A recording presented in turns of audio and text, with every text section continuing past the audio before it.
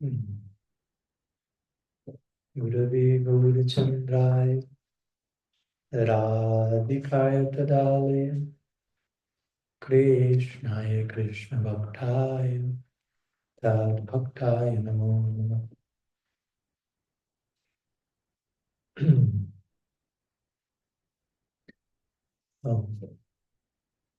Good afternoon to all of you. Welcome. Hoping you have some rest or some internalizing process goes on and on, each one in our own journey. So we have a second meeting today. In the morning we talked about sacred vulnerability. Don't forget about that one. It's important. And how to embody honesty in our relationships. And we will continue now sharing some thoughts about a related topic. We want to make a connection between one topic and the other somehow as much as possible. At the end of the day, everything is interconnected, so it's not that we need to force the connection, we just need to find it. So today we want to share some thoughts about divine love in daily acts, how to integrate bhakti into everyday life, which sounds simple, sounds basic again. Sometimes the simplest things are the most difficult to grasp. Once I heard this quote, like, life is simple, but to be simple is very difficult. Yeah, things are simple, but we are not simple. So something simple is like, what? Oh, yeah, exactly. Yeah, exactly. Yeah. So again, in the morning we were talking about vulnerability and how we are vulnerable. Again, we don't need to create vulnerability, force it, but actually connect with that foundational side of our identity and realizing it's a glorious window if we explore it in a safe space. And again, from vulnerability, how to bring vulnerability to a daily life, how to bring honesty and presence into ordinary moments, or what we will label ordinary moments, right? Because ultimately there are no ordinary moments. There is no ordinary nothing. By principle, we say Krishna is in every atom, God is omnipresent. So that's it. End of the conversation. There's no ordinariness anymore. Of course, again, we may lack the vision how extraordinary everything else, even in the midst of that which seems ordinary. I always recall this beautiful quote from Thomas Merton. He will say, our salvation begins in the most ordinary moments of our daily life. Especially those moments of your day that you feel, oh, this is ordinary. No, then you have a window to salvation. Because sometimes we idealize, okay, salvation, something mystical, something deep, will only happen when something extraordinary is going on. And again, always something extraordinary is going on. And what we consider ordinary is just our labeling of it. When we say, oh, this is ordinary, just that speaks about how much we are missing the whole picture. So especially those moments of ordinariness are a good place to see beyond the ordinariness and realize there is something more here. Why do I label this situation ordinary, or this person, or this emotion, or this experience, or this ordinary? And many times attached to ordinariness is guilt or shame, or, oh, I'm through this, I'm so ordinary, I'm so low, I'm so this, I'm so that. So how to, again, bring honesty, bring presence into so-called ordinary moments. In fact, again, in our tradition, we worship Radha and Krishna in Vrindavan. If you pay a look to the Lila in Vrindavan in a very casual way, it looks ordinary. I mean, if you stop and pay enough attention, you realize this is super extraordinary. But at the casual look, it's like, oh, these are uncivilized, tribal village people. Doesn't look ordinary, extraordinary. If I go to Vaikuntha, oh, that's extraordinary. Everyone has 4 arms. Oh, that's extraordinary. That's out of the common. People have 2 extra arms. That's not normal. Everyone has 4 arms. That's not normal. But Vrindavan at the casual look seems ordinary. Of course, you scratch beyond the surface, and it's like this super transcendental. So in the same way, we can casually take a look at our own lives or at everyone else's life and think, and label that as ordinary. And we're invited to scratch beyond the surface and realize, wow, there is so much extraordinariness going on here.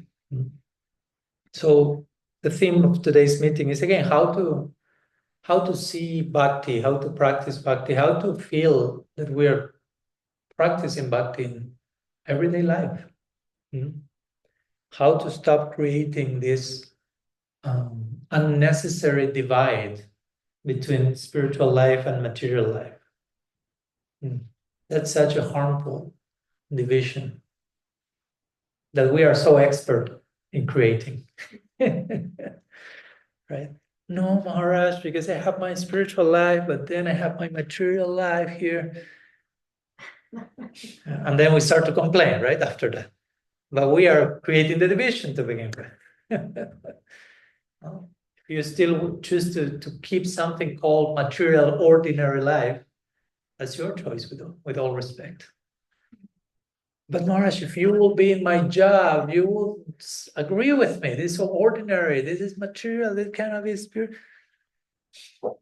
Wait a minute. Relax. Don't rush. Don't conclude. And still there is a chance to find the extraordinary everywhere.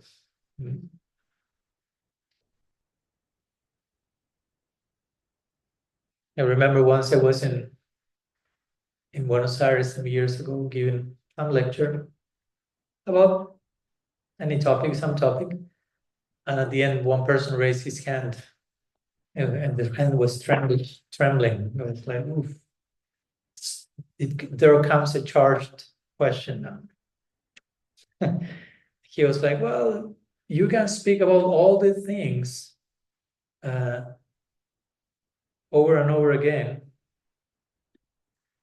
because you're a Swami, you can travel. I have 8 children. Now Kamania is joining him and supporting.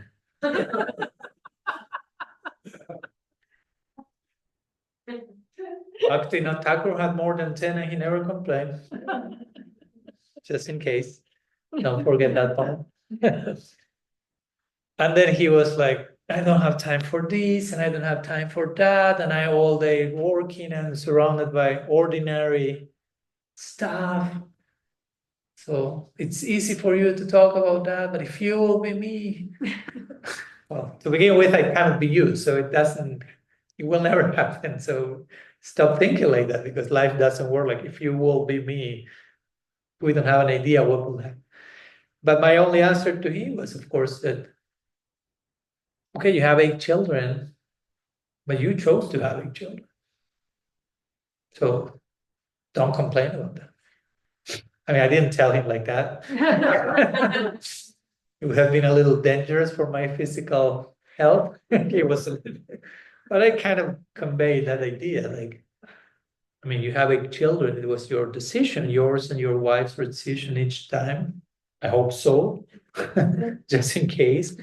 You never know. But it seemed it was the case how he replied. Like, yeah, it was your choice. So make take responsibility. And it's not bad. It's just what it is. And I don't have children biologically, but I told him, if you consider children people you are taking care of, I have way more children than the ones you can have biologically. So if I took sannyas to avoid having to take care of people, I did the wrong move. Right. I did it really wrong. Of course, that was not my motivation to take sannyas, just in case. But at the end of the day, we were talking like, at the end of the day, each one made their choices and we have our lives and we have to not only take responsibility for that, but to be grateful for what we have and find the divine in the midst of what seems ordinary. You don't need to be a married person to feel that you are surrounded by ordinary situations. You can be a sannyasi and also feel this is ordinary, and it's my own thing to correct in me. It's not that the environment has to change. Oh, this is always so ordinary. I want extraordinariness in my life. So let's say the Maharaj will say, change your angle of vision then. You don't need to change the whole outer environment to begin with. That's not possible. Of course, sometimes we can make adjustments to have a favorable environment, but sometimes we are in situations where the only change we can do is how we perceive things internally. As we were talking the other day in the car with Ramananda, that once someone asked, sorry, Srila Siddhar Maharaj, Gurudev, can you give me some service? And he replied, change your angle of vision. That was a service. Right? And sometimes we think service is stuff to do. And he said, change your angle of vision. Service for eternity you have there. Because when you change your angle of vision, in one sense, you don't even need to ask for service. Because everything that comes through your way is a service opportunity. If you change enough your angle of vision, there's nothing but service. Right? Service is not something that I do when the temple president gives me an instruction to do so. Okay, then it's service. But if I'm in my house cleaning the bathroom, that cannot be service. That's ordinary. That's material life. No. Everything can be perceived as divine. Everything is sacred to begin with. We'll be talking about that in these days, about the body as a temple and things like that as an extension of today's conversation. But when we speak about bhakti, what's bhakti? How bhakti is defined in our tradition is not defined in terms of doing certain things. If you pay attention to all the definitions of bhakti in our tradition, like the one I shared the other day, Sarvopad Vinirmuktam, Anyavilashita Sunyam, Savaipum Samparo Dharmo, so many definitions of bhakti. There's not one single of them that says bhakti is about doing this particular stuff. But it all speaks about from which place you are doing, whatever you are doing. So that's very important. Because sometimes, again, we are very reductionistic and think, okay, bhakti means to do this, to chant my 16 rounds. If I chant less than 16, that's not bhakti then. I had to reach the number. Or means to go to the temple. And I have nothing against going to a temple, but in time, hopefully your idea of what's a temple expands and you realize everything is a temple. When Mahaprabhu was walking in Jarikanda in the jungle, technically there was no temple there. It was a jungle. But we worship that place. Why? Because he saw Vrindavan there. Everything is a temple. The whole forest, the animals joined him celebrating that discovery. Right? So bhakti is not so much about, of course we do things, but it's not so much what we do, but who we are and from which place then we do whatever we do. Bhakti is Krishna, bhakti is not demanding that we perform extraordinary feats And only then, that's the price you have to pay to enter eternity. So we will go in a minute, but famous verses, Krishna will say in the Gita, what? Patram pushpam palam toyam.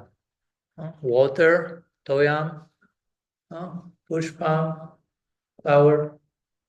All that verse is in the singular, actually. Krishna is not saying a whole bouquet, which is beautiful, but he says it's all in singular. Flower, fruit, leaf, water in singular. However, you can say that in Sanskrit it will be like one water, like one flower, one fruit, one drop water.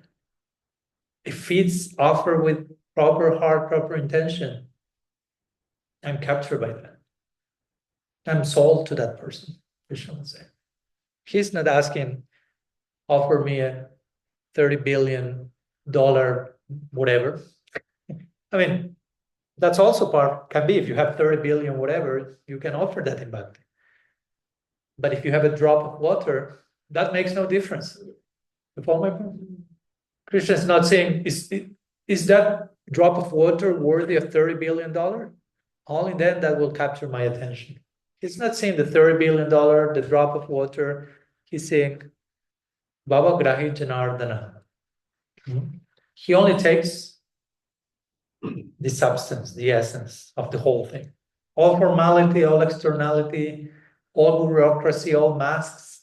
He's not seeing anything. He goes, okay, what's the active principle?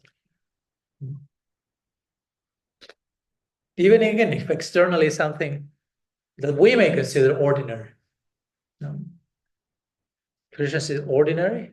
This flower offered with love, with proper intention. I've captured her. This flower I'm kidnapped by this offering. I've been captured. The other day we were sharing one beautiful line from the Mahabharata. Yesterday we referred to Draupadi, she was being disrobed. She called for Krishna, Govinda. Then in the aftermath of that event, Krishna tells to Draupadi, that cry of yours, that call of yours, has created in my heart a depth that does not stop. No? Like the way you called me in that moment has created a depth in my heart that it's not finishing, it's never ending. I find myself eternally indebted by your sincere call. That's how Krishna feels. That's how grateful he is. I remember a few months ago, I had the chance of visiting one place called New Vrindavan in the United States. Interesting community. And there I met Barsana Swami, very special sadhu. And we were talking about one verse of the Bhagavatam. And in the purport of that verse, Vishwanath Chakravarti Thakur is paraphrasing Krishna, and Krishna is telling that he feels grateful in advance for all the offerings that we can offer him in potential. But we have not offered them yet. For all the service we could do to him, he already is grateful in advance. So he's not waiting for us to officially do the offering. And say, then after, okay, thank you. Before we even knew about what's an offering and who is Krishna, he already feels grateful in advance. It's difficult to imagine someone like that, right? It's too much. It's too much. Krishna is too much, in the good sense of the term. There's this song by George Harrison. I like the title in the Beatles. It was called "It's All Too Much," in the good sense of the term. It's all too much. So again, bhakti is trying to present our heart in the most sincere way. So we're talking today in the morning, the most vulnerable, transparent way, with a very intentional address, a very deep intention of giving pleasure and happiness to the object of our affection, as much as we can. There are degrees of all this, of course. It's never black and white. Now be careful of these black and white boxes. It's bhakti, it's not bhakti. No, it's devotee is not a devotee. Who draws the line? But it's interesting because sometimes how we use words and how words end up creating a whole experience. Because bhakti has been translated by, for example, Srila Prabhupada as devotional service, which is a very nice way of translating. It's difficult to translate these Sanskrit words into any other language. So he thought, okay, devotional service. Service feels like an active act of dedication, but devotional. There is a particular intention, particular feeling, particular emotional content in the action. And many times we then end up reducing those words. Bhakti, devotional service, then devotional service becomes service. Now somehow the word devotional disappeared. Oops, that's a problem. That's no small word that disappeared. Of course, you may say, come on, Maharaj, we don't have time to use all the words. We have to be quick. Service, by service, I mean devotional service. I hope so. And it's just a result after service. Yeah. So sometimes there's a price to pay for skipping certain words in our vocabulary. From bhakti devotional service to service. How many times then service becomes doing stuff? It's not anymore about an inner attitude because the word devotional disappeared. So service only, we tend, in general, I'm not judging you, but what I've observed, we tend to interpret the word service as a concrete action, which is fine. We have nothing against that, but it's not only doing something. Because if not, we can become just workaholic and just doing service. And we become human doings. So we're talking today. No longer human beings. My being depends on my doing. And if I cannot produce, if I'm not productive, I feel useless. No, that happens a lot. No? Try to see yourself whenever you fall sick and you're on the bed for a week. How you feel about yourself? You have the same level of self-acceptance, or you start to feel worthless because you are not doing stuff. Well, because we live in an industrial age where you are measured according to what you produce, as we were talking earlier today. Older people, they no longer produce. We don't care for them, useless. Unfortunately, many people think like that. You are only valuable according to your degree of productivity in concrete stuff. Sometimes unconsciously that's brought into the realm of devotional service. So it's all about, not only about doing stuff, but then we have all these hierarchies. There are degrees of doing stuff, and there are different types of stuff. I can, for example, Ramananda, you joined in the 90s or something. I joined similarly. Let's be honest. There was some clear hierarchy. If you were a book distributor, that was the real thing. Yes or no? King. The king. The ritual with the ceremony, how many books you distribute. Yeah. There's a big applause and Okay. Then God. So, yeah, devotional service, but there are certain things which are definitely more king-like than others. Washing pots, well, okay. Krishna is merciful. He will accept your offering, but book distribute, or whatever it may be according to the time, place, and circumstance. At some other point, being book distributor is no longer so cool. So now, I don't know, now I'm Kirtaniya. Oh, you're Kirtaniya. That's a special department of service. And again, we in our mind create, and I have nothing against any of those services, just in case. But we are the ones who label all the things as better, worse, put labels around that. And Krishna is nothing, any of that. Again, he's just captured by one flower. And we are all going neurotic about doing stuff and which is the best stuff and which is the lower. And again, behind all that, many times is the fitting in, the impressing, the trying to earn my standing in the community. But behind all that, there is a vulnerable, fragile soul who wants to belong. But if we do not articulate that clearly, we become obsessed with position and fame and doing the right stuff, the higher, the cooler service and the most popular. But that won't bring full satisfaction, because at the end of the day, the heart needs to belong.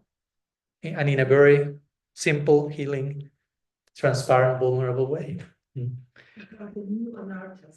Of course, that's why Vishwanath Chakravarti Thakur speaks about Bhakti-yuta anarthas. He speaks about we spoke about that in our retreat in Austria a few weeks ago. We call the whole retreat, what is anartha nivritti really? That was the most important part of the title, really. Because we may say, yeah, anartha nivritti means this. No, but let's go to all the other stuff. So Vishwanath Chakravarti Thakur will say there are 4 types of anarthas, and one of them is Bhakti-yuta anartha, the anarthas that come after practicing bhakti. The anarthas you didn't have before being a devotee, that you are acquiring after it. Not because bhakti is giving anarthas, but because your misreading of bhakti creates anarthas. And you become putting all these new bhakti masks or whatever, and you're adding anarthas that you didn't have in the first place. So we have to be very vigilant. It doesn't mean that because now I'm initiated, now I have this name, this cool necklace here, look how fancy clothes I'm wearing. Doesn't mean anything. It's not a warranty that I'm doing things correctly. Probably it's a sign that I may be falling into some devotional traps, if you want to use that terminology. So, and again, one of them could be this idea of, okay, bhakti is something I do and something I do at times, but then comes the rest of the day that is not bhakti. So, and I understand the beginning of the practice, we have this black and white orientation, spiritual world, material world, devotees, karmis, demons, strong words, right? Atheists, impersonalists, us and them. No? It's our beginning of belonging. Okay, this is my group, my tribe, and then there is everyone else. Hopefully, again, in time, we get to understand Vasudhaiva Kutumbakam. The whole world is one family. But we begin somewhere with our little tribe. We are a little tribal, right? Tribal thinking, my tribe, my people. And gradually, hopefully, we grow beyond that. So bhakti is a lifestyle, actually. Bhakti is not something we do a few hours a day and then we are left to our material life. Ideally, everything you do can be bhakti. Jiva Goswami speaks about Sangha Siddha Bhakti. He speaks about Swarup Siddha Bhakti, which means Swarup Siddha Bhakti means activities that in essence are devotional. Singing the names of Krishna, studying the Bhagavatam. Even if you don't know it's bhakti, you're already engaged in bhakti unknowingly. But there are other activities which are not essentially bhakti in themselves, in and of themselves, like peeling carrots. It's not that peeling a carrot is bhakti.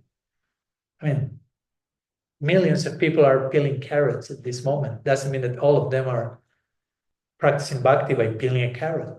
But you can make carrot peeling bhakti. You follow my point? Taking a shower is not intrinsically bhakti. If not, everyone will be already self-realized, right? Everyone takes a shower. I mean, not everyone, but many people take quite a few showers per week. Let's put it that way. So that will be intrinsically bhakti. Just by taking a shower, you're advancing in Krishna consciousness. That we don't see that's the case. But you can take a shower in the context of bhakti, in the context of taking care of your body as a temple, as a sacred vessel to offer in seva.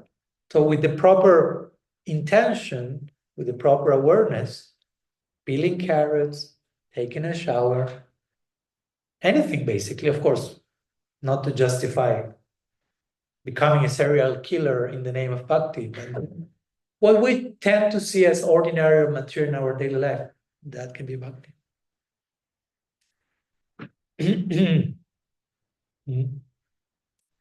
But we have to be present enough, because if not, we are the ones missing the opportunity. If I think, okay, bhakti only happens inside the temple, that's also what sometimes happens. Only in the temple, because why? Because only Krishna is only in the temple, right? Krishna is only in the altar. Srimad Bhagavatam says that. I mean, it says this. There are 3 levels of devotees: Kanishta, Madhyam, Uttam. I mean, there are infinite levels in between. It's a general way of describing. First level only sees Krishna in the altar. No? So the idea is more like, okay, God is in the temple. So when I go to the temple, God is there. So I have to behave accordingly. I have to have proper manners, because I'm in the house of God. So you, before crossing the door to the temple, you behave who knows how, but you enter now into the church, mosque, temple. You follow all the rituals and whatever. Now you leave the temple. Okay, I'm another person again, because I'm outside the temple. God is left behind the curtains over there in the altar. Again, Bhagavatam, we are not condemning that. We have to begin somewhere. At least you start to see God in one place. Before that was nowhere. Okay, now it's in the temple or in the altar. Maybe in the beginning it's only in my altar. I cannot even feel God's presence in others' altar, probably others' altar. Madhyam Adhikari, Madhyam Bhagavat, intermediate devotee, he or she sees God in every other person, not only in the altar, in the hearts of different people. And the Uttam, the highest personality, finds great difficulty in not finding God anywhere. They're finding God everywhere. That's a great example of Prahlad Maharaj. When Hiranyakashipu asked him, "Where's your God? I don't see him anywhere." He will look and say, "Where is he not?" He's everywhere.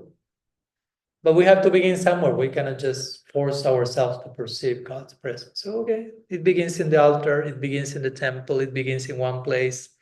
It's hyper-localized instead of omnipresent, hyper-localized here.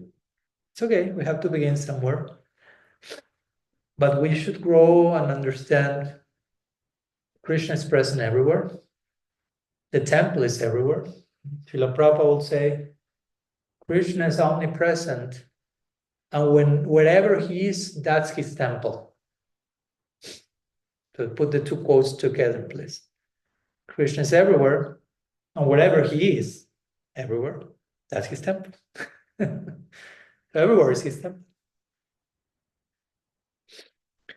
So, but again, in the beginning is I have to go to the temple, to the church, to the whatever, to practice bhakti, to connect with God. I remember recently we were watching a documentary on the Native Americans in the United States. And when the Europeans came, and Christian Europeans came and basically colonized them, and they were slaves, and they will tell them to cut down the whole forest, which for the Native Americans was the temple, nature, right? So they were like, try to imagine, no? I know it's difficult, but try to travel in time and to a psychology where nature is your temple, and suddenly some people come and tell you, please destroy all that. And on top of that, you ask, for what? And they will say, so we construct a temple. Because that was the purpose. So we build a church. See, no? For the Native Americans, there was a short circuiting there. But the temple is already here. So you need to tear down the temple to construct the temple? These white people are interesting.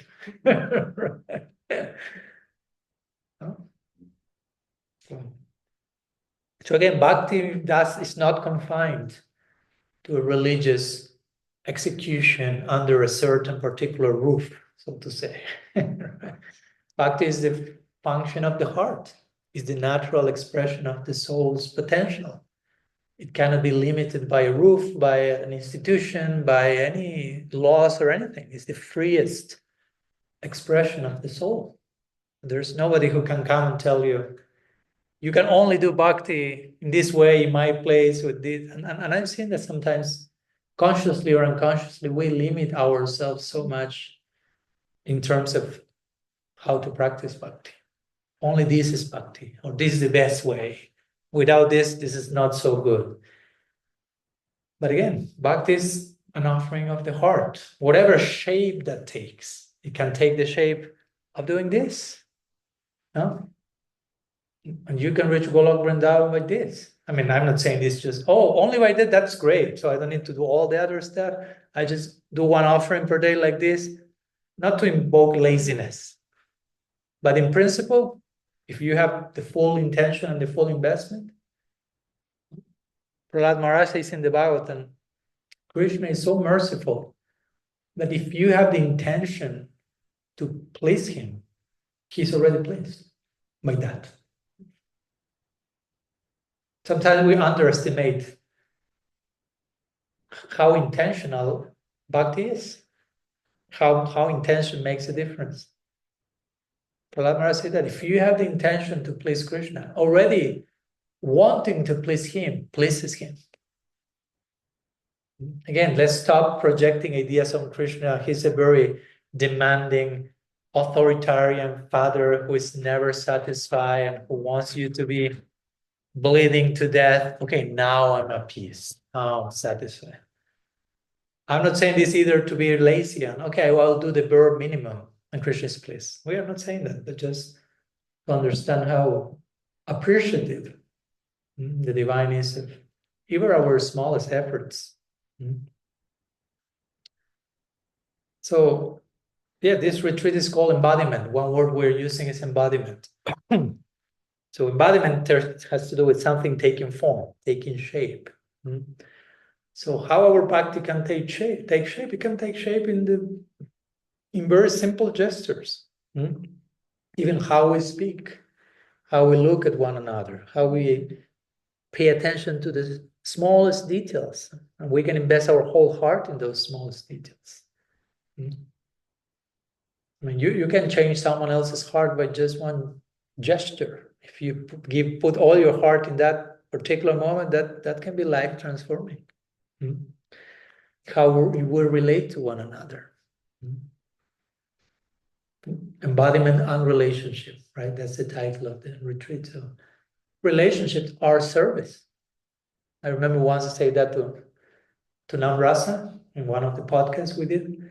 So like one of the most important services that we can offer our gurus, good relationships among ourselves. And it was funny because he was totally in shock by that. Like, wow, incredible. I was like, that should be normal. But I understand your shock, yeah. And that in itself is shocking to me now. Because sometimes we forget that. We forget that relating to one another in the best and the most honest, healing possible way, in itself, that service to our guru, to the community, to the other person, that itself is pleasing to God. So, but sometimes again, service only means distribute the book, clean the pot, cook the lunch, give the donation, or whatever. No? But it has to be a concrete stuff that I can take between my hands. And yeah, all that can be service, but all that can be not service as well. Again, that can be a mask. I can also perform and be perfect. I can distribute millions of books and I can become totally proud. Or it can be ego-driven. It can be a way of hiding my insecurities, my personal fragility. So I will become the greatest book distributor in the country. So everyone will consider me a superhero. But I actually need all that extra boost because if I don't have it, I see myself as worthless. Many times those things are hiding behind that. It's always important to go beyond the surface level. And again, when we go to what's behind, there's always a fragile soul in need. So that can always invoke compassion and understanding for ourselves and for the other person. Like an example that we were sharing the other day was envy, for example. In our tradition, envy is spoken about very strongly, like one of the worst possible things you can express or have, envy. Nobody wants to confess that they are envious, because who knows what they will think about that. But actually, what envy means, I cannot tolerate your qualities or your success. I see something good in you, and it's unbearable for me. But why is it unbearable for me? Probably because I don't see anything good in me. So whenever someone has something good, I feel threatened. Because in comparison, I feel I have nothing. So I need to eliminate that, because it's mirroring back to how poorly I see myself. Follow my point? So externally, it shows, oh, such an envious, poisonous snake. But actually, there is a person who has such a poor self-image that wherever equality comes, that person feels threatened. There is a way to see that with compassion and understanding, whether it's the person is someone else or the person is us. Right? And for me, all this is also part of seeing the extraordinary in the ordinary. No? Like a situation like envy, we will say, okay, that's ordinary. But if you can see all that with compassion and understanding, that's extraordinary. We are bringing something holy and sacred into the picture.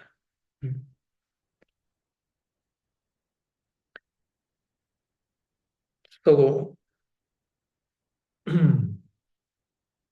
speaking about relationship and bhakti embodied in relationship, because bhakti is absolutely relational. Again, it doesn't exist in a vacuum. As we say today in the morning, I cannot do some kirtan by myself.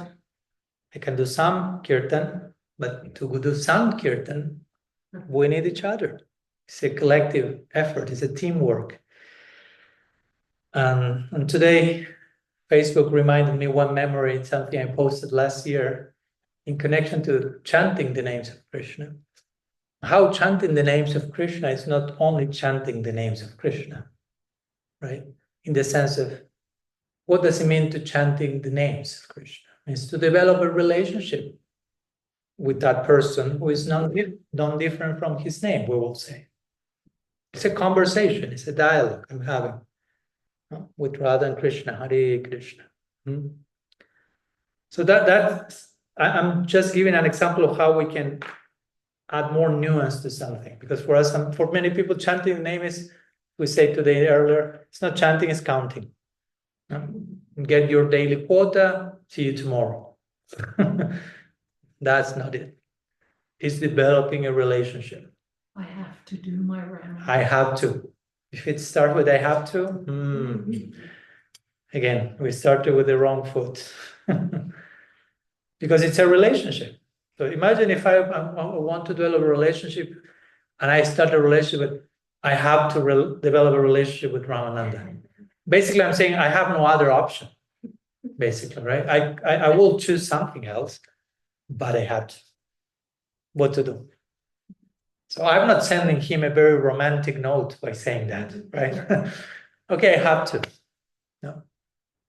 So no, it's not I have to. It's I choose to. Again, bhakti is intentional. Voluntarily choose to walk in this direction, to relate to this person. If I don't want to, okay, but be honest about it.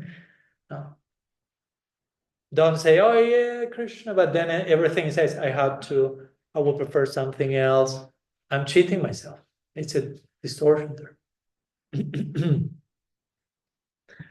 So ideally, chanting the names, just to give an example, is developing my relationship with Krishna. Now, something interesting is what does Sri Chaitanya Mahaprabhu says in second verse of Shikshastaka. Nam nama kari bahuda nija sarva shaktis. Nija sarva shaktis. He says, all the energies are my names. All Shakti. So what does it mean, all Shakti? We are one of those Shaktis. This world is one of those Shaktis. Swarup Shakti, Maya Shakti, Tatastha Shakti. So if chanting means developing my relationship with Krishna through the name, and in that name all Shaktis also exist, that means that also I have to develop a relationship with all those things as well. Because developing my relationship with God includes everything else. Again, it's not Krishna, I love you and I hate the whole of humanity. Krishna says that's dysfunctional. Loving God, as we say, it has to be reflected in how we relate to everyone else. Because nothing exists disconnected from the divine. So loving the source entails loving everything else. It has to be reflected in that way. There's one quote from Dorothy Day. She's a contemporary Christian mystic. This is a strong quote, but beautiful, but intense. So fasten your seatbelt, because I will say that you will end up like Indira after I say the quote. She already knew that, so she's already found her place. And she says, Dorothy Day says, I only love God as much as I love the person I love the least. Shall I repeat it again? There's a risk of fainting if I say it twice. Radha Sundari, who is coming now? Listen to this one. Let's sit first. We're sharing an intense quote. Dorothy Day says, I only love God as much as I love the person I love the least. In other words, my love for God has to be reflected in all my relationships, down to those that I like the less, especially. It's overwhelming, Maharaj. I know. That's why I said you will end up like Indira. She's intelligent. She already found her spot there. And of course, I don't saying that for anyone to feel bad about yourself or over, I'm not doing that, I'm failing terrible, and you start to. Because my point comes here. I only love God as much as I love the person I love the least. And many times the person I love the least, it's me. Oops. Oops. You have to film yourself. She was doing that. She's doing this while I was saying. So it's challenging, right? I'm never using the word easy in any of my lectures. That's not a word in my dictionary. Because easy is not the way out to anything. But it's not impossible either. It's just difficult. The middle point between easy and impossible, difficult. Loving Krishna means loving everything, especially those things I love the least. And sometimes I am number one in that list.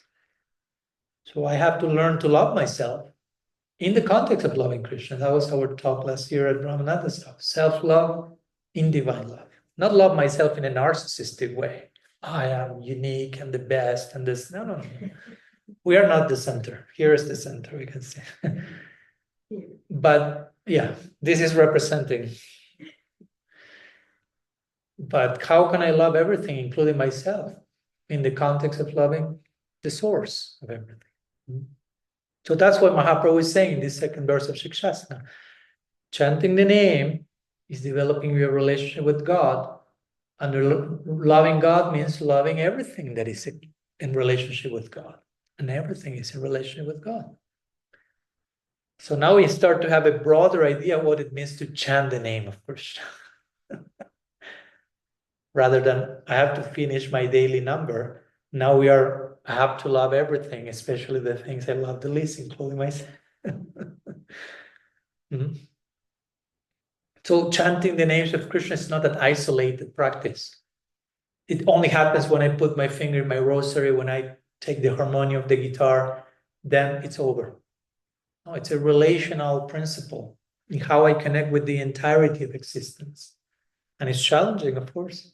Becoming a lover of everything, that's not a cheap thing. It's the most beautiful thing, but there is a price for that, of course. So I'm saying this because, again, as an example of how sometimes we disconnect and we think chanting means this, chanting. No, chanting means how you relate to everything, how you love everything throughout your day. So in the same way, bhakti is everything you do. From the moment you wake up to the moment you sleep, and even when you are sleeping. Sleeping is restoration, ideally. Restoring my body. Again, it's not only about productivity, restoration and productivity. One has to balance the other. And both can be seva. Krishna says in the 6th chapter of the Gita, he used the word yukta so many times, yukta, yukta, yukta, yukta. No, he's saying you have to eat in a balanced way, sleep in a balanced way, whatever you do in the awakened time, do it in a balanced way. He even said you have to recreate in a way that is balanced. Krishna is not saying do not recreate. That's Maya. No, do it. Recreate meaning Recreation. recreation. Yeah. Whatever it's recreation for anyone, because what's recreation for someone may be super boring for somebody. But do it in a balanced way. We don't need to go to one extreme of overindulgence and distraction and toxicity, but not to the extreme of denial and repression and indifference, and just try to find the middle point in everything. So it's all about relationship. That's why Mahaprabhu, after saying that in 2nd verse, in the name all energies are there, so everything is to be honored by chanting, he goes to the 3rd verse. And in the 3rd verse, he's given the golden rule. That will be the golden rule of the Golden Lord about chanting. But if you pay attention to that verse, it's all about relationship with other people. Strinadapi sunichena tarodapi seishnuna manina manadena kirtaniya sadahari. Yeah, he says kirtaniya sadahari at the end. Always engage in kirtan. But how it begins? Humility, tolerance, respect, and so on. But all that is to be applied in relationships. No. It's not like be humble like the blade of grass while you are sitting in your comfortable sofa at home chanting japa. Of course, also be humble there. But you may not be too challenged there to be humble. It's not, okay, I will be very humble in my private bhajan kutir. No, the real thing is when you wake up from that and you start to relate to everyone. Humility, tolerance, respect, in a way that is healthy. We need another seminar to explain the 3rd verse of Shikshastakam in a way that is healthy, because we can weaponize these instructions. Be more humble than a blade of grass. We translate like feel more miserable than who knows what, right? But no, how does the blade of grass bend? No, it bends without breaking. The wind moves, it goes like this, and then whoop, it goes up. So it's bending in a way that is not breaking it. So you should be humble in a way that is not breaking you. That's the message there. So anyhow, it's an important point for me. Again, Mahaprabhu, this is the main verse about kirtan, kirtaniya sadahari, but it's all about how you relate to other people. To show all this kirtan thing goes beyond the mere singing, the mere chanting, and overflows into relationship with everything and everyone, including ourselves. And since we are talking about chanting and the name and relationships and bhakti in our daily life, let me go for a minute to what we are celebrating today in our Vaishnava calendar, which is the disappearance day of Haridas Thakur, the Nam Acharya. We are talking about Nam, the name of Nam Acharya. Do all of you know about the story of Haridas Thakur? A little bit. We can always know more. So Haridas Thakur, of course, I won't go into the details, but he was born, interesting story, beautiful story. And I remember we also talked with Barsana Swami about that, because he's considered to be Brahma, actually. So we're talking about this Brahma verse that, prayers of Brahma, where Krishna says, I'm grateful in advance for the offerings you will make to me. But then Brahma appears as Haridas Thakur. So he appears as a Muslim in a Hindu society, so his birth is not seen highly by society. Then he leaves his Muslim birth and becomes a Hindu. So now he's rejected by his Muslim community. So somehow he's doubly rejected. That's an interesting beginning of the story. The person who ends up becoming the main reference for chanting the name is exiled twice. There is a how to say, a privilege. Those who are exiled have a privileged view. I can speak for personal experience. There is a blessing in being an outcast, I can tell you. It offers a very unique viewpoint of reality. So Haridas Thakur was very, again, he's considered to be the embodiment of the chanting of the name of Krishna. Of course, he will be chanting all day, 3 lakhs, which means 192 rounds. What speak of 16? Come on, 192. That's the actual thing. But he will be very humble, very, very loving. And we are celebrating today the day of his disappearance. In our Vaishnava calendar, generally, we don't have, or in our scriptures, I will say, we don't have detailed descriptions of the disappearance day of personalities. But for Haridas Thakur, we have a whole entire chapter in Chaitanya Charitamrita about his passing, and especially about how Mahaprabhu honors that. That's the point that I'm going here now. Remember, we are talking about bhakti in daily life and how we can express and give our heart fully in every single small action. We don't need to have a very fancy anything. So here Haridas Thakur is about to pass. He's a very humble soul. And Mahaprabhu is knowing this. Again, I won't enter into the details of the whole chapter. It will take too much time, but you are free to go there and dive into yourself, into that story. So Haridas Thakur knows it's my time to leave. He tells Mahaprabhu, I just want to live in front of you. I want just to have your darshan. And that's the fulfillment of my eyes, and that's the fulfillment of my life, basically. So Mahaprabhu knows this is coming, next day is coming, so he goes the next day to Siddha Bakul, which is a place in Jagannath Puri where Haridas Thakur basically stayed and died, passed. And he goes with all of his companions, and Haridas Thakur passes eventually. And Mahaprabhu starts to honor his devotee and to honor the sacred body of his devotee. I'm giving here a trailer of the lecture on the body as a temple, right? Because sometimes you can say, well, the body is material, it's bad, it's all these sounds. Not the case for Mahaprabhu. Will not agree with that. He's taking Haridas Thakur's body himself. He embraces the body. He starts to dance with the body of Haridas Thakur and to sing his praise to all his companions. Then he goes to the ocean in Jagannath Puri and he bathes the body of Haridas. These are all small acts of devotion. Bathing a body, embracing. We can do that every day. You can embrace another devotee every day. You can show affection to someone every day. You can attain all perfection through each one of those acts. Then Mahaprabhu starts to take the soil from the earth to make a hole, to make the samadhi for Haridas Thakur, to put the body there. All that he's doing himself. God himself is honoring his devotee, the sacredness of his devotee's body. And then Mahaprabhu goes to beg to the different shops for bhoga, for grains, to prepare a festival to honor the glorious passing of Haridas Thakur. So again, here we have Mahaprabhu expressing his heart through the most human gestures of presence, of tenderness, of affection. Again, divine love expressed in daily acts.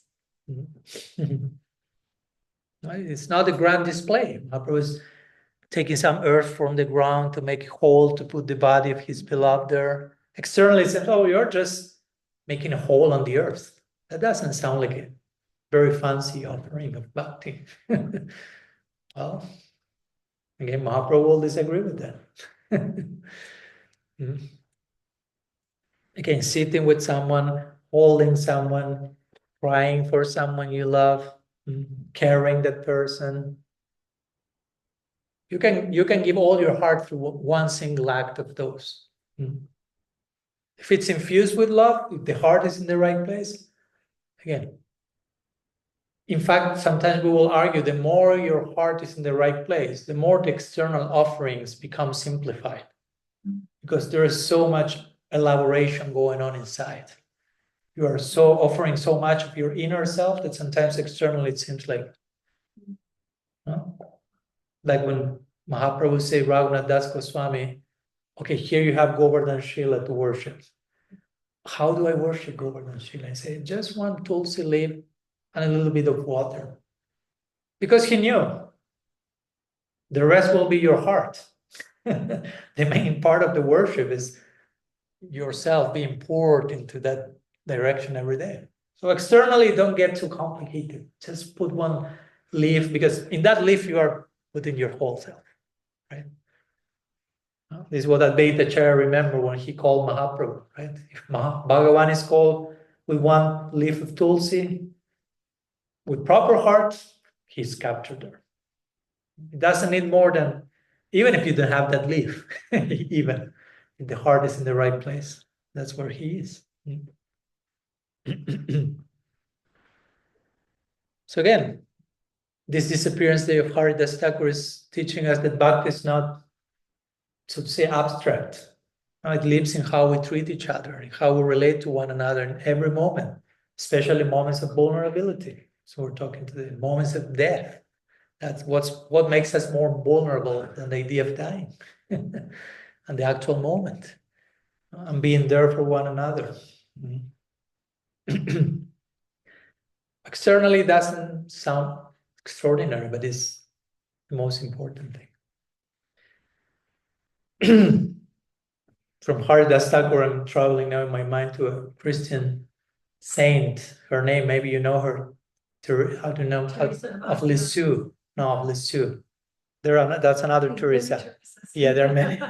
Teresa of Lisieux. Lisieux, it's from France. I probably pronounced it wrongly. But she has this famous little way. Maybe you have heard about the little way of Teresa of Lisieux. So it's very similar to what we are talking here about. So she will say what really matters in life is not great deeds, but great love put in small deeds.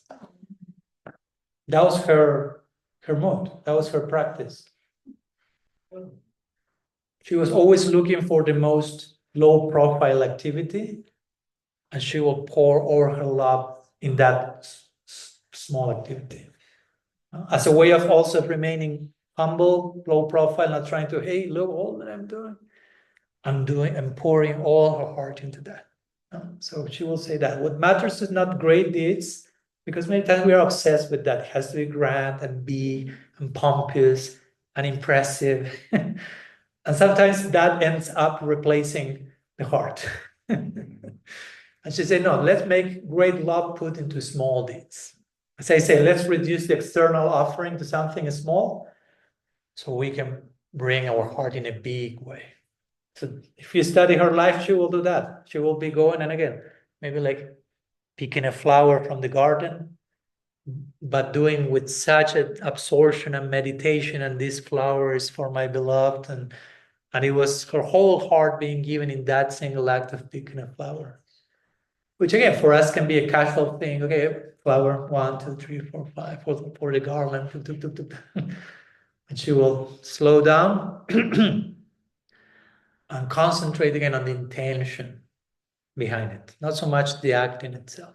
What transforms is not the act on the size of the act. It's the size of the heart, the size of the intention.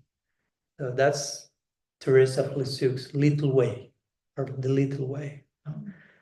Maybe nobody's noticing what I'm doing. But the one who should be noticing is noticing. So that's a very safe way of doing it. No? Nobody knows what I'm doing, but Krishna knows what I'm doing. I don't need to make everyone else know. You follow my point? Because there is a fine line of trying to make others know, look what I'm doing for Krishna. Why you need us to know all that? And again, that's basically what Krishna says in the Bhagavad Gita 9:26. Flower, fruit, leaf, one singular drop of water. Basically, he's saying, I don't care for that. But twice in that verse, the word bhakti comes. Patram pushpam phalantoyam jome bhaktya prayachati tadaham bhakti upahritam ashnami prayatam. Yeah, flower, fruit, water, whatever. But bhakti. That's basically the idea of the verse. I want your heart. Yeah, if it comes in the shape of a flower, one drop of water, I'm not even noticing that. Krishna is too essential. He goes too much to the essence. So it's a $1 billion building or one flower petal. He didn't notice that. He's just paying attention. Where's the intention of your heart? Which is in one sense relieving and demanding at the same time. Because relieving, I don't need to bring all this big stuff, but it invites me to question what's the intention of my heart.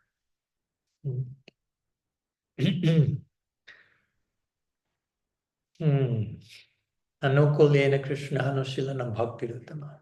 Rupa Goswami defines bhakti as anukul, having the intention of giving pleasure to Krishna, even when externally it doesn't look like it. Jashoda is chasing Krishna with a stick. That doesn't look like having intention of pleasing Krishna. He's tying him to a mortar with a rope. That doesn't look like. But if you examine Yashoda's heart, she has an overdose of vatsalya, of maternal love. And on the contrary, I don't know, Jiva Goswami gives this example. You have someone like Kamsa. All the scripture says, Smartavya satatam Vishnur Vishmartavya najata. Always think of Krishna, never forget Krishna. Kamsa is following that perfectly. He's 24 hours absorbed in thinking about Krishna. Wow. But what's the intention? He's afraid of Krishna, he wants to kill Krishna. So that's not what we want. That's not anukul. That's not favorable. So again, it's not about how it looks on the outside. On the outside, it may look confusing. Because again, Jashoda is tying Krishna. That doesn't look favorable. And Kamsa is absorbed in Krishna. That looks favorable. So you have to go beyond the surface and inspect what's in the heart. It's the famous story, maybe you all know, but we can know it always in a new level, of Dhritarashtra, again, not Kamsa in this case, Dhritarashtra. He's inviting Krishna, he's offering Krishna a whole feast, banquet. Before Kurukshetra war, he's having some political calculation that he wants to have Krishna on his side somehow. So he prepares for Krishna a whole reception and band playing and singing and people throwing petals from the roof and big feast. But it's all show. He doesn't love Krishna. He's just having his own interest invested there. So Krishna is walking on the main street. On both sides of the big street, there is all this performance organized by Dhritarashtra. And again, Krishna doesn't see any of that. He doesn't see the banquet. He doesn't feel the petals. He doesn't hear the music because it's not coming from a place of love. So he's blind, deaf, dumb to all of that. And he walks the street like in the desert or something. There's nothing going on. And he has one objective, which is at the end of the street is the house of his devotee Vidura. So he knows there is a heart waiting for me there. A real beating heart for me. So I'm going there. No? He knocks on the door, as you know. Vidura is not home. Vidura's wife is there. And it's quite early in the morning, she didn't know Krishna was coming. So surprise, right? Imagine someone knocks your door, you open and it's Krishna. Oops. And on top of that, Krishna opens, it's like, I'm hungry. Oh. You have something to eat? I'm hungry. That's how Krishna appeared. Like, you're at home, you didn't have to introduce yourself, right? If I go into my mom's house, I like to say sometimes, if I tell my mom, Mom, do you think it may be possible, maybe casually in some of the sections of the house, you have some extra, and she will stop me and say, you're hungry, right? And put something in my mouth. She will tell me, don't be weird. I mean, say you're hungry and you're hungry. That's it. That's a language at home, right? The Krishna is at home. He's visiting his devotees. So the Vidura's wife opened. He said, I'm hungry. Yeah, of course. So Vidura was not there. She was, what to do? Okay, I only have some bananas. Krishna said, bring it. Again, when Krishna's hungry for love, right? That's the only thing that makes his stomach.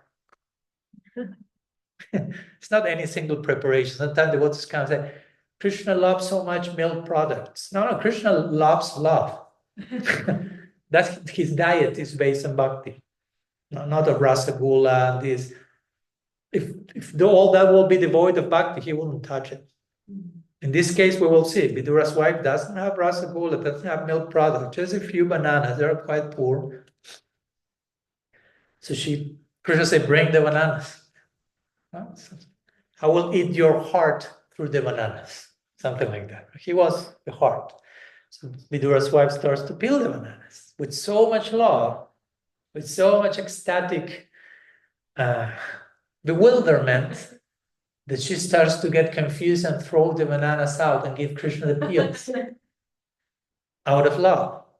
She's not aware of what's going on. So, because she's lost in love. So she's offering her heart so much that externally it seems messy, right? Generally, you will bring to the altar banana peels, right? Someone will say, what's going on? But if someone say, what's going on? That means you are not fully in love yet. No? Because if you will be in love, you will even notice this is banana peel. You offer your heart. So Vidura's wife was so much in love that she starts to give Krishna banana peels, her heart, through the banana peels. And Krishna is so much in love with his devotee that he doesn't, as Vidura's wife doesn't notice she's giving banana peels, Krishna doesn't notice he's being given banana peels. So he takes the banana peels. Not only takes, eats them. No, because in the Bhagavad Gita 9:26 that I quoted, he says, if someone offers with bhakti, flower, fruit, I will accept it. So one could make the argument, okay, Krishna could accept it. Thank you for the banana peel. But it doesn't mean you have to eat it. A banana peel. But he's eating the banana peel and he's asking for more. But again, he's never aware this is a banana peel. He's not aware, Vidura's wife is not aware. Both of them are lost in another dimension. Banana peel is just the excuse to exchange hearts, so to say. He's not trying to be polite. Exactly. He's not diplomatic or anything. So that's the main point. This story illustrates this idea how much the sweet absolute pays attention to what's going on in our heart. What form it takes, banana peel, I don't care, stick, rope, Jashoda, form that may bewilder us. But as long as the heart is in the right place, that's the only thing Krishna cares for. As long as the heart is not in the right place, you are not catching Krishna's attention. So our main focus is how to put my heart in the right place, not how to impress Krishna or do this externally. All the things we can do as an expression of our heart in the right place, but not as a replacement of that. No? Because having the heart in the right place takes time and work also. But that's the main job we have. That's our dharma, to have the heart in the right place. It's a way of defining your dharma. No? Let's keep the intention grounded in the right place. And that's a daily discipline, because the attention goes to other places and you have to come back. This is why we are doing this. Okay. Return. Let's talk. There's this other Christian mystic called Brother Lawrence. He has a similar, like Teresa of Lisieux, he has something called the practice of the presence. He will do something very similar, which will be, he was a cook in a monastery. He would spend hours cooking. And at one point he was mending shoes for the monks. Again, something that would say ordinary. Peeling potatoes, mending shoes. But he will have this, he will take advantage of all the micro moments in between or during all those moments. Like there's a very nice book about him, and he will just stop for a moment and praise God and pray to the divine for a few seconds even, and continue the peeling of the potatoes. But for a moment, like, or even not stopping, but internally just offering your favorable heart to the divine. Nothing stops you from that. Again, it's not that, oh Maharaj, I need to get to the temple on Sunday in order to do that. I need to go to the church. I need the priest to be the intermediary between me and God. If not, my prayers are not being heard. I don't know, whatever ideas we may have sometimes. No. We can do that through any daily act. One more poem coming in. If you are okay with that. Should I lay down? It's possible. You just keep a few cushions nearby. It's a simple one again. I like the simple ones also. Again, we are talking about simple things. This is a poem from Rabia. Rabia, she's a Sufi mystic. Many say that she was one of the main influences in Rumi's own poetry, apart from Shams of Tabriz, of course. So she's not that well known, but she's a very interesting person. The whole book starts with her, Rabia, female Sufi mystic poet. So this poem is called, to the topic, Slicing Potatoes. Again, simple, but it's a statement. It helps putting my hands on a pot, on a broom, in a wash pail. I tried painting, but it was easier to fly slicing potatoes. Why not? It helps putting my hands on a pot, on a broom, in a wash pail. I tried painting, but it was easier to fly slicing potatoes. Fly means connect with God, have that mystical. But yeah, for some it works brooming, for some it works like doing whatever. My mystical trip, slicing potatoes. So you can attain perfection slicing potatoes. Don't underestimate the power of bhakti. When Rupa Goswami describes bhakti and the different possible expressions of bhakti, he gives 64. And of course, it's not limited to 64, but somehow he summarizes them. Okay, let's give a 64 list. And he says, through each one of these practices, you can attain all perfection. And one of them is dancing. So you can dance for Krishna and reach perfection by dancing, if that's the way you fly. She flies slicing potatoes. Can be dancing. Can be doing so many things. So bhakti is very generous, and it invites us for creativity and for also, okay, what do we feel more inspired to offer us? It's nice to be identified with the need of service, but also Krishna asks us, what do you like the most? How would you like to love me?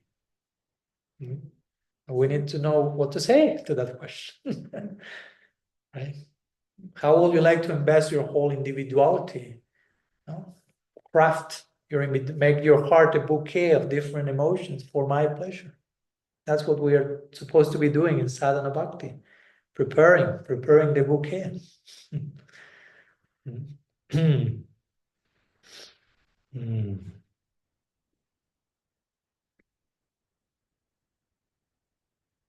So a few thoughts. Sorry. The book is named Love Poems from God. It's very interesting because when I was talking with the author, Daniel Ladinsky, he will tell me, I suggest that title to Penguin, which is the publishing house, and they say like, from God? It sounds better, Love Poems for God. And he will be like very staunch, like, no, Love Poems from God. Because his point is, of course, the authors of the poems are not God, right? It's Rabia, St. Francis, but his point was, most of these poems are about how much God loves us. So that's why he thought we have to name love poems from God, because all of them are written, inspired by the fact that we are being loved by God. That's the name of the book, Love Poems from God.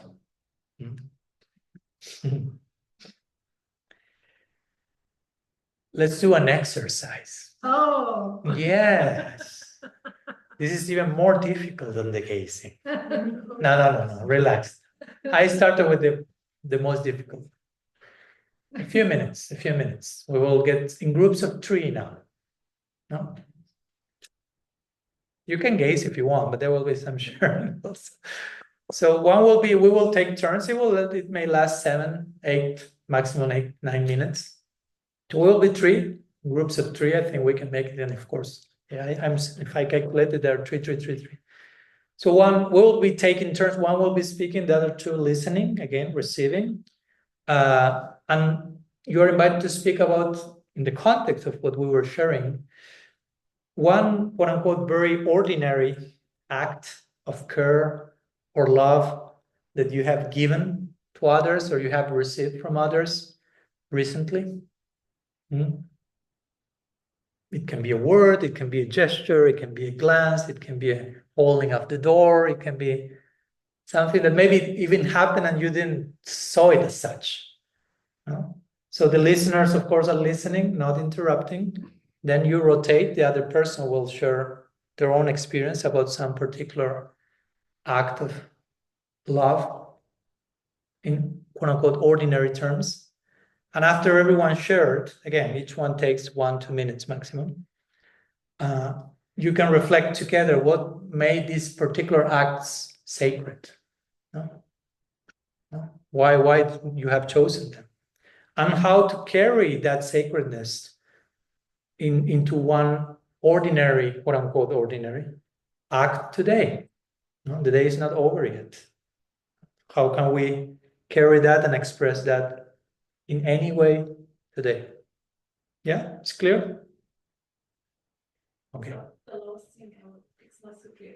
To express to others today or to ourselves, or it doesn't matter? That do you decide that?